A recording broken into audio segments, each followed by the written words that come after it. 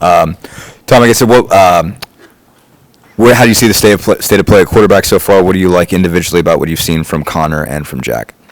Yeah, I would say continuing to compete. That hasn't changed. That will continue. Have our first scrimmage coming up here on Friday, and I think that will be pretty telling for us to be able to get the feedback we're trying to get. But from a daily basis, we're just continuing to install, our system on both sides, and so that process continues.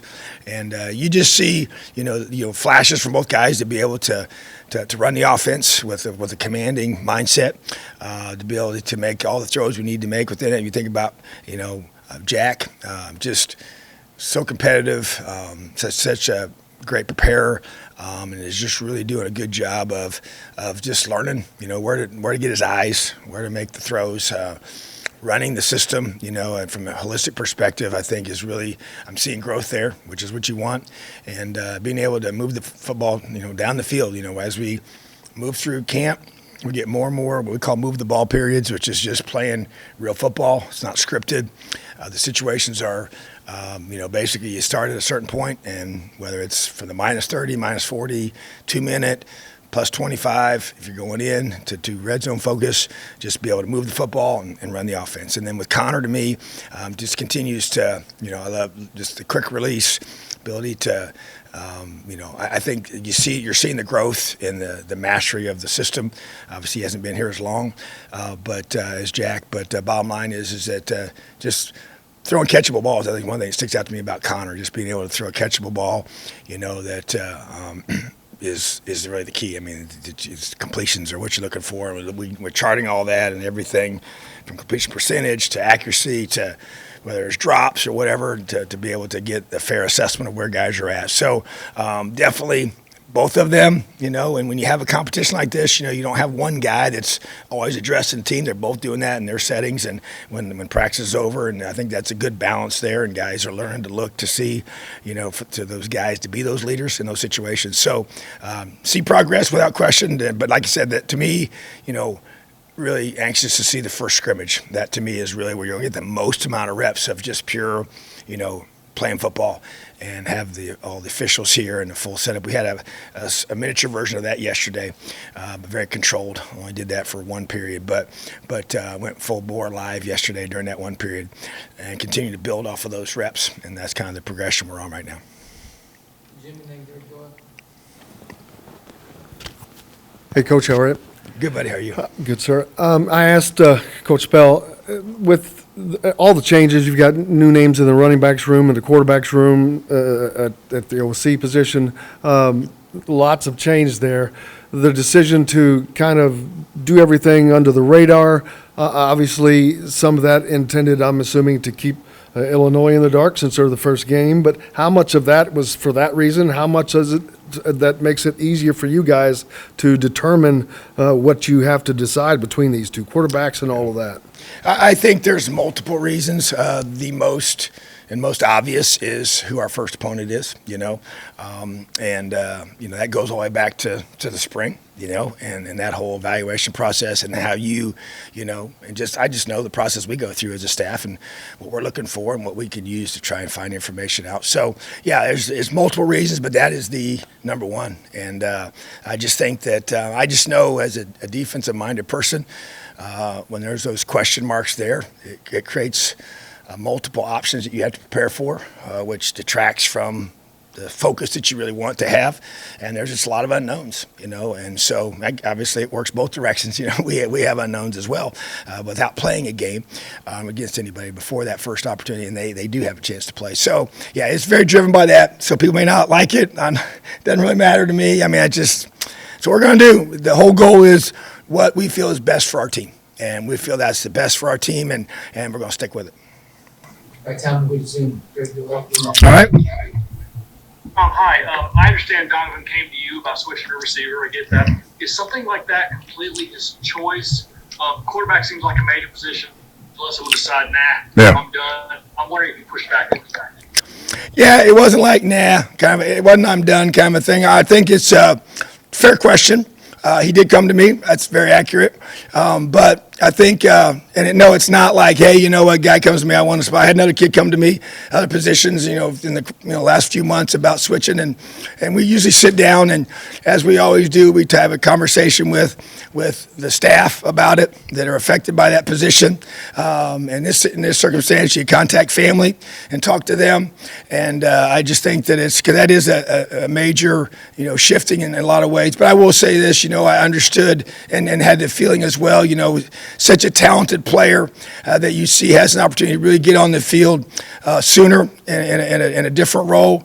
And then you have to have a big picture view of things, and you just try to go through and evaluate that. But there's no doubt it wasn't done quickly or, just a matter of, hey, he came to me and he decides I want to do it, so it's automatically just a given. I think there was a lot of discussions that went into it. It was a very gradual process for us to go through it and just to kind of see how things played out from that perspective. But even just talking to, others in his high school coaches and just different things. So to me, it was very not a quick decision by any means, but just trying to find the best way to help him and help our football team maximize our roster.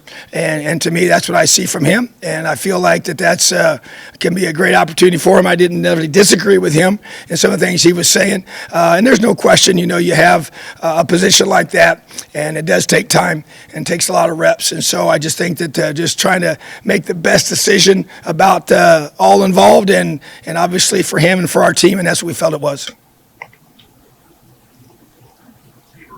This line of questioning will look stupid. I'm aware of that.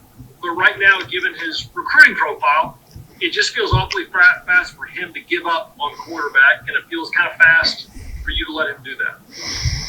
Yeah, and that's obviously an opinion that you have, and that's fair, and that's okay. And so, but I think based on, our conversations and how I feel right now, I feel like that it was the best decision to make. And so you just make those decisions and you gather all the information that you have and you use your resources for that, and you follow your gut with it, and then you press on and don't look back. Thank you.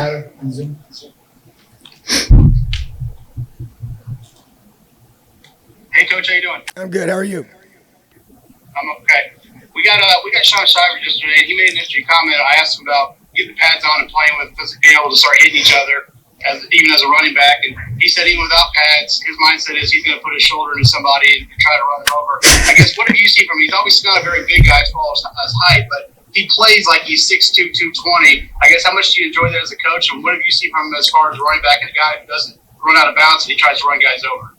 I love it. Yeah, he's different. He's very compact, very strong, very powerful, but I love his mindset. And I think, you take a young man like that, obviously he's probably never been ever considered tall. Some guys grow really, fast, and they never grow anymore. We've all seen those guys. They were the same grade in sixth grade as they are when they become a junior in high school. But I can't imagine that being the case. He's a guy that's probably always been short and undersized, and that creates a toughness to him. And we got several guys. Matter of fact, it came up in practice the other day, and I call it. We got several guys on our team that I would put in that category that they got a special edge about them because of their size, and they've been small their whole lives, and they've had to learn to fight, and they got to be tough, and they got to be physical, and they got to be mean and nasty in their mindset in order to be able to compete maybe against bigger guys when they were younger, and that's never left him, and it's made him who he is. He's got a tremendous edge about him, very physical, very tough kid, brings that. I think he's already infected our entire offense with that mindset, and to me, that's a really big deal to me to be able to have a guy like that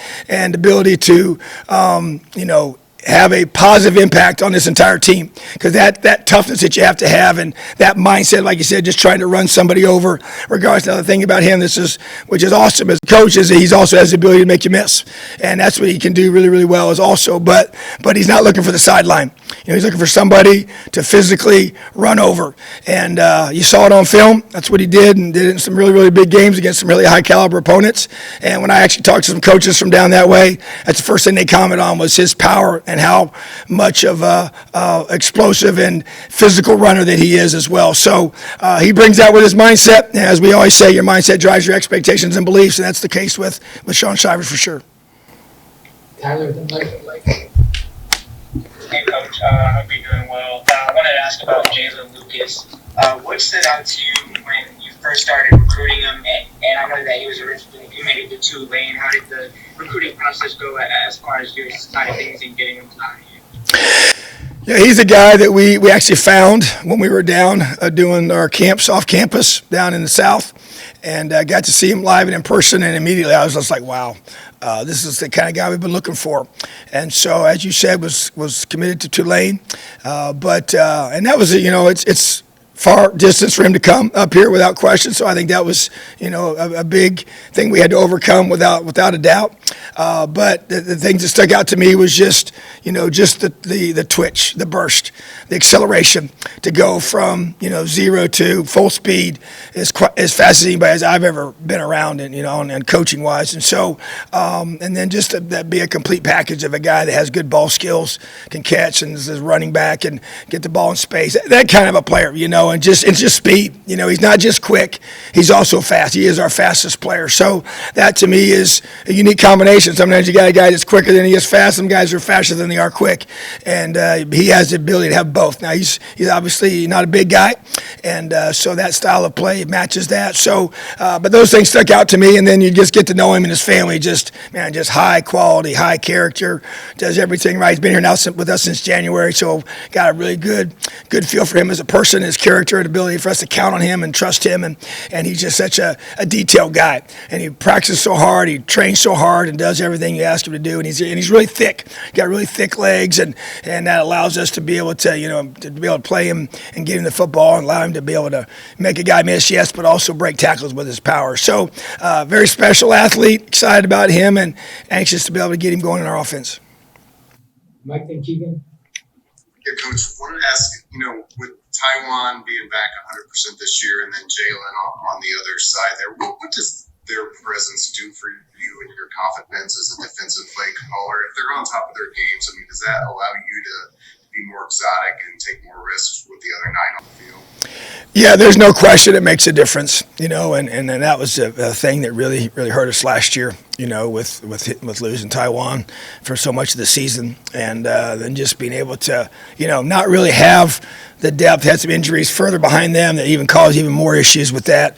And then Jalen played a ton of snaps, so his fatigue and just the wear and tear became a real negative for him. So, yeah, there's no question, having both those guys are very, very talented players, and I know even the new coaches that have come in on offense have commented pretty quickly about their talent level, compared to what they've seen in years past other places. And so they're just two really good football players. And they're not just talented in regards to physical skills. Yes, they're fast and they're tough and they tackle well and they defend well, but they got a really good football IQ.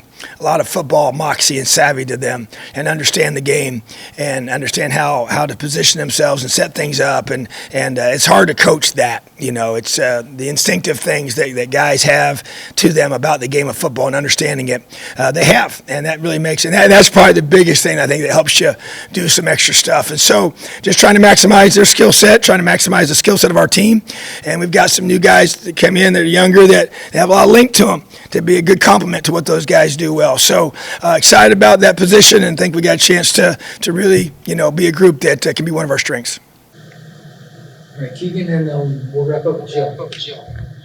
My turn. Hey, Coach. Continuing with Jalen Lucas, do you kind of see his freshman year as a developmental year, or is his talent just too much to kind of deny him a healthy role in the offense? Yeah, I would say I don't see it as a developmental year. I just want to be able to get him involved and be able to be a variable for us in different ways. And so, you never know kind of how it plays itself out. We've done this, enough to know that. But he's one of those freshmen that you look at and just say, he's a guy that has a skill set, because speed is speed. Even if it's young speed, it's still there. And I think that to me is what sticks out, and the ability to make plays in space and want to be able to do a good job of that, So, I do see him as a guy that we expect to play as a freshman. All right, go ahead, Joe. Last one. Coach, A.J. Barner could have a special season, no question about it. Can you address, though, from a local standpoint, what you've seen in Aaron Steinfeld, James Bamba as backups right now, where they're headed in the intense play that they've brought out of spring into fall? Yeah, I think that's really excited about those two guys, two young players of ours in that tight end room.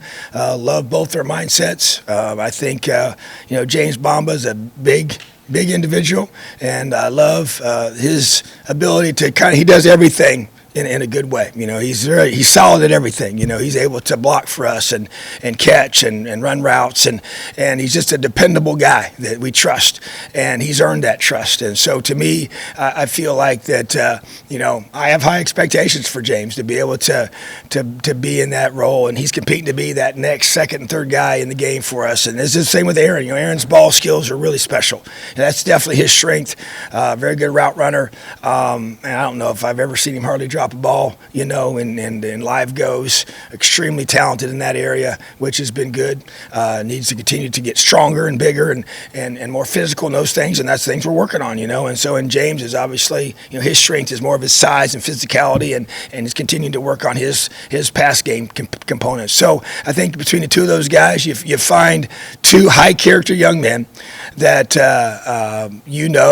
will do everything they're asked to do. They'll be where they're supposed to be, and those kind of guys improve. They get better. They're able to address their areas that we say, hey, this is something you got to work on. They work their tails off on that, and they continue to allow their strengths to be their strengths. So we need those guys both to step up without question. Definitely a young room, and AJ, yes, is a very talented player, and we expect him to have a really good season.